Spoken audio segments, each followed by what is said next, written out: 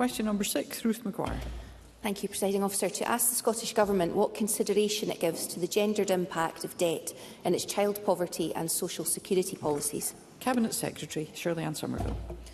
The Scottish Government recognises the impact of debt on families, particularly women, and encourages all public bodies to share good practice on debt collection.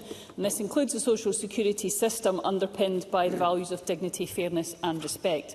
We've committed to exploring further pilot activity on gender budget tagging for the budget of 26-27, building on the work with the OECD last year.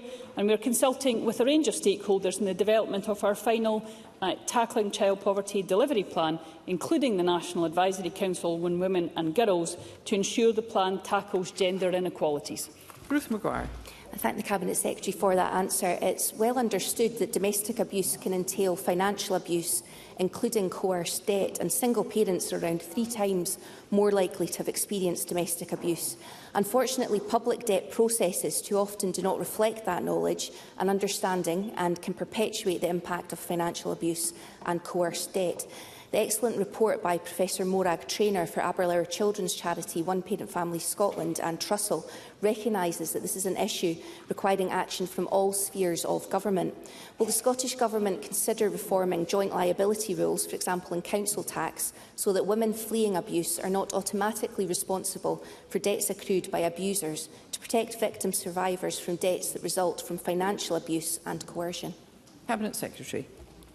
Well, I very much recognise the challenge that many women have when they are faced with domestic abuse and coercive abuse of this kind.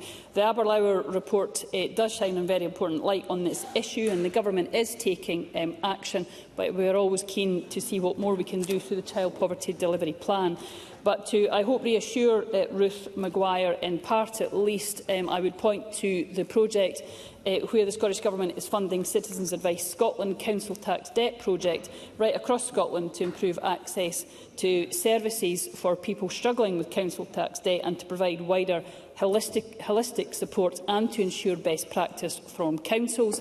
There's also the Financially Included project that responds to economic abuse, including the National Helpline, which my colleague Marion McCallan launched officially yesterday. And the Housing Act in 2025 places a duty on Scottish ministers to undertake within 6 months a review of the impact of joint and several liability for council tax arrears on those who have experienced or are experiencing domestic abuse, primarily women, as suggested by Ruth Maguire.